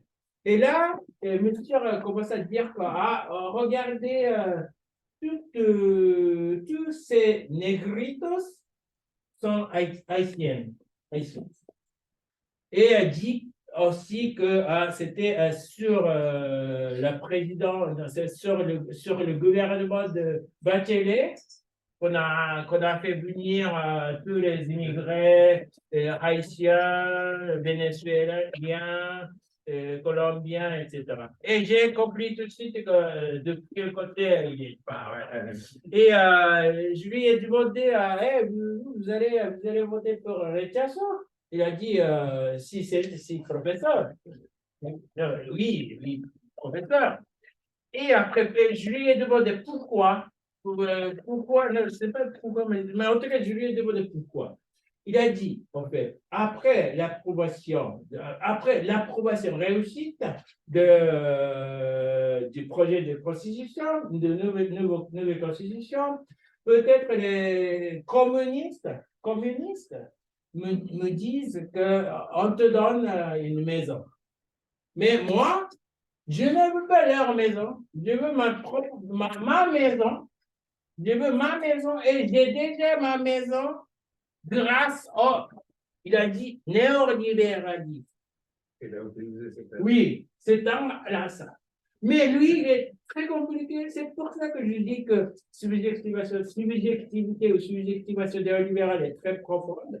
Parce que lui, il est quand même. Mais il a dit à un moment donné que, mais quand même, s'il y a quelque chose un peu mal sur la dictature, c'était la question des droits de l'homme. Mais un homme de droite, comment il peut dire ça, non? Et j'ai pensé tout de suite qu'en fait, lui, j'ai eu en fait son nom de famille. Il s'appelait Maloué. Et je me suis demandé d'où vient en fait votre nom de famille, Maloué. Il a dit qu'en fait, ça vient de Mapuche. Ah oui? Mapuche. Ça vient de Mapuche. Mais il a dit tout de suite que je ne me considère pas comme Mapuche, mais je me considère chilien.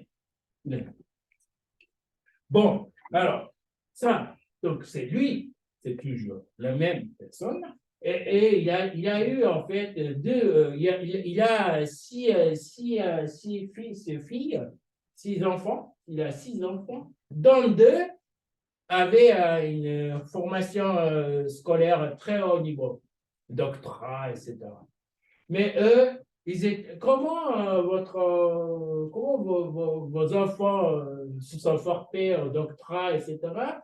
Il a dit qu'en fait, j'ai touché aux bourses, à la bourse pour les peuples originaires. Des bourses pour les Mapuches. Oui. Ah, d'accord. Mais lui, quand même, c'est tout ça, mais quand même, ça reste donc ce mot néolibéralisme.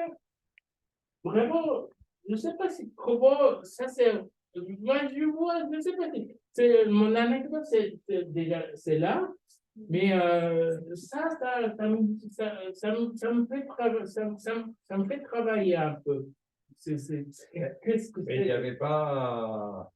Bon, là, je dis parce que je discuté même avec Tony et il me disait il y a peut-être quelque chose qui n'est pas très incarné, très concret dans cette constitution. Ils ont fait des choses Oui, qui des gens ne comprenaient pas ou qui ça, c'est vrai. pas seulement la droite, mais aussi en général. Ils ont volé très haut, je ne sais pas. Oui. Ce qui n'a pas marché, c'est le rapport entre l'insurrection et la constitution, dirait Balibar. C'est ça le problème. Parce que c'est vrai que quand tu étais là, tu as constaté qu'il n'y avait pas de mouvement, mais au Chili, dans les années d'avant, et en plus à partir d'un mouvement étudiant, c'est le rapport entre insurrection et constitution qui n'a pas marché. C'est ça le problème. Oui, Et on revient à la question de l'hégémonie, peut-être. oui. D'autres questions? Il y a une question ici, Ah, Lilia. en ligne. On va parler. Oui, s'écoute, Oui. Vicente. Je voudrais poser une question très rapide. Vous savez distinguer deux façons de devenir révolutionnaire.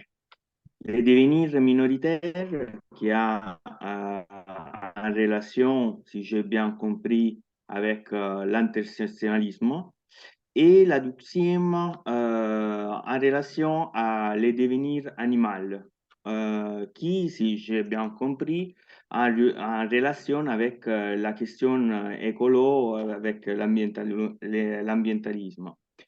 Est-ce que la deuxième façon de le devenir des révolutionnaires a une relation avec un niveau universalisme, un niveau de typologie d'universalisme qui peut avoir quelques nouvelles solutions à la question de la fragmentation de la lutte sociale et donc avec aussi une relation nouvelle avec l'intersectionnalisme même. Ah, peut-être. Alors, la question, parce que oui, ça n'arrive pas jusqu'à là-bas. Alors, tu as individué deux modalités de devenir révolutionnaire. La première, c'est le devenir minoritaire, et donc la question de l'intersection. Et la deuxième, c'est le devenir animal, et donc la question de l'environnementalisme. Et quelle est la relation entre ces deux typologies de devenir? Et est-ce que selon toi, cette relation peut renvoyer à une nouvelle typologie d'universalisme? Je crois qu'il n'y a pas de. Oui, ça c'est. Je compris. J'ai compris. Ouais. Oui, ça, par exemple, comment dire, féminisme, comment ça s'appelle? Écoféminisme, écoféminisme, mais aussi, par exemple, cette notion de territoire, non seulement pour les corps féminisés, les corps, mais aussi pour la planète, les terres, territoire, les corps, territoire, etc. Oui, il y a sûrement quelque chose on pourrait mettre ensemble, Mais fondamentalement, il y a un problème. J'aimerais bien insister sur une différence fondamentale. C'est que, là, je répète, hein, les minorités sont toujours en mesure de lutter. Mais par contre, la nature, je ne sais pas, les animaux, non. Cette différence-là, je crois que c'est très importante. Et s'il y a une, comment dire, comme il a dit, une unification entre les deux choses, peut-être en forme d'une certaine manière écoféminisme, de la notion de territoire corps, territoire terre et territoire tout court, comme ça. Mais ça, quand même, il faut garder ça, non, je crois. Je crois que c'est cette différence-là. Moi, j'ai encore un petit point. Parce que, Ouais, s'il y a... Non, s'il y a d'autres questions. non, j'ai vu qu'il n'y avait pas d'autres questions, donc j'avais un petit point. Mais on a encore temps pour deux questions, je vois. Et sur lesquelles, apparemment, nous ne sommes pas complètement d'accord, et c'est sur la résistance de la nature des animaux. Parce que nous avons ici, récemment, Elena Ballot, non? Oui. Qui a écrit un livre qui, à mon avis, c'est très intéressant et qui s'est co-écrit, et qui s'appelle Nous ne sommes pas seuls. Et elle est agronome, non, je crois. Hein? Et elle développe tout un discours comme pour dire oui, c'est vrai, c'est évident que les animaux ne vont pas faire la manif. Et ils ne vont pas devenir révolutionnaires ou la nature non plus, mais ils développent tout un discours en disant, regarde par exemple, dans les champs de soja transgéniques, il y a une plante qui s'appelle l'amarante, si je ne me trompe pas, qui pousse et qui, tu l'as lu? Non, oui, je sais. Voilà, et qui pousse et qui fait des dégâts. Alors nous, les humains, on tire de bombes, de graines d'amarante, comme ça on fera des dégâts. Et pour dire qu'il y a une résistance quelque part, mais qui n'est pas intentionnelle, qui n'est pas humaine. Voilà, c'était juste OK. ça. Bon. Sur ça, je ne sais pas si ça renvoie plusieurs fois à Deleuze et Guattari, mais ce que je pense, je vais dire ce que je pense. Moi, je m'en fous à la limite de la disparition de l'homme. Oui. Oui. Mais vous êtes d'accord tous, non, je crois. Oui, oui. Parce que déjà, les dinosaures sont disparus, et les hommes, pourquoi pas, non? Mais surtout, il y a maintenant ce perruche à collier qui sont un peu partout dans le monde. Je suis allé à Barcelone, il y a un perruche à collier. Comment ça s'appelle? Perruche? Ah, ça, on ne sait pas. Perruche. Ah, ok. Perruche.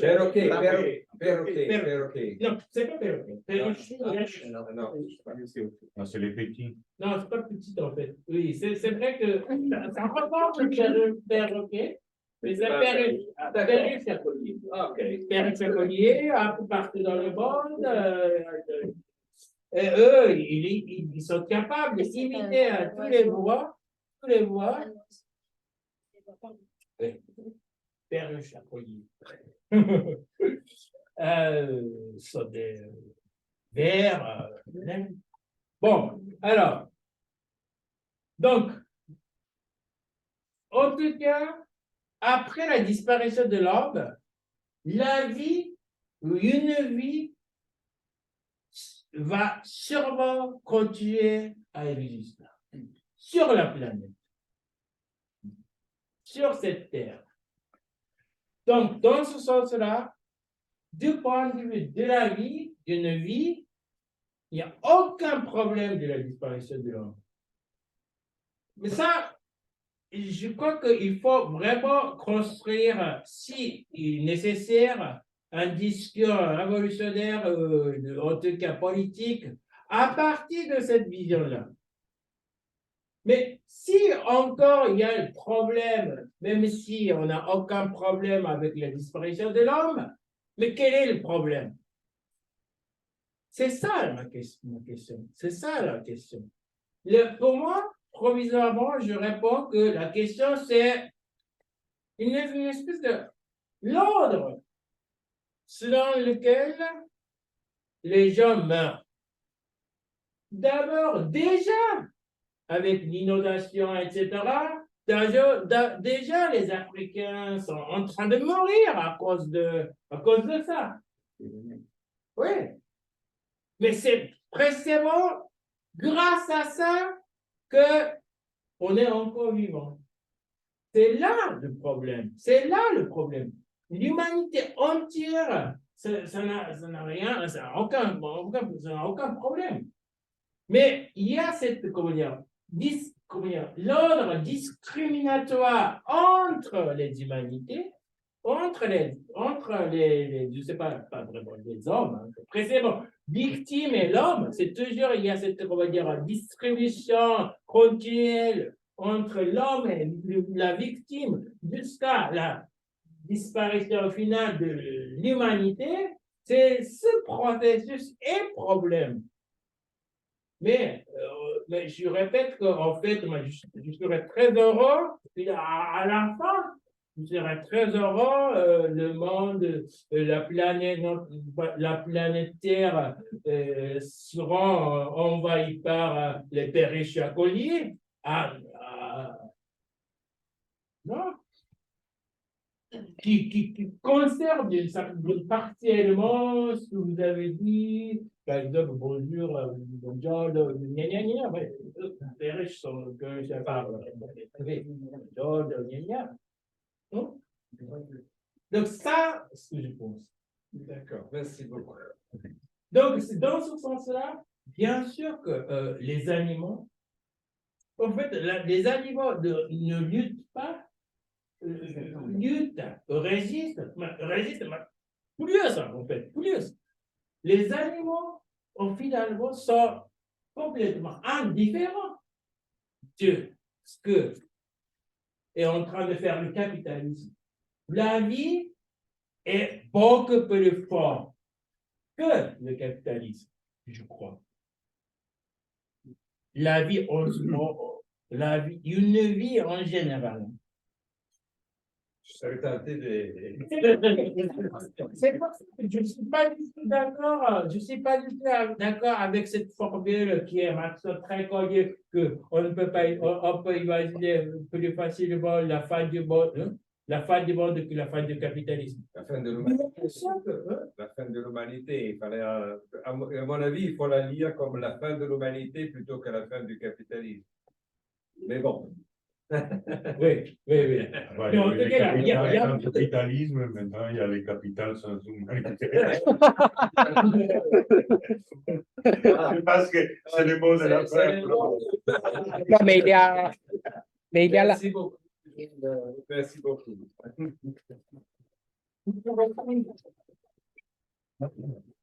Si tu veux continuer la discussion ou parler sur autre chose, on va manger au banquier. Oui, parce qu'il y a la question de Lénine qu'on l'a interrompue, on n'a pas su On a parlé à Lénine sur la séance. Alors, comme ça, tu dis quelle est la prochaine séance. non, c'est pas nécessaire. Mais la prochaine séance, c'est le 14 décembre. Toujours ici, mercredi à 18h, avec Sarah de Heusch, qui est une membre de la coopérative Smart. Et c'est sur la question des nouvelles formes de travail non garanties par les formes de représentation traditionnelle du syndicat. Et voilà. Pardon? Pour suivre connecté? Ouais, Pour l'instant, on ne l'a pas fait, mais s'il y a une demande parce que tu n'arrives pas à participer. Ah, ok, alors. On n'a pas donné le lien parce que on le donne juste à celles et ceux qui ne peuvent pas participer. Donc, si tu m'écris, je t'envoie le lien et tu peux suivre à distanciel. Ciao, Anto. Ciao a tutti. Donc,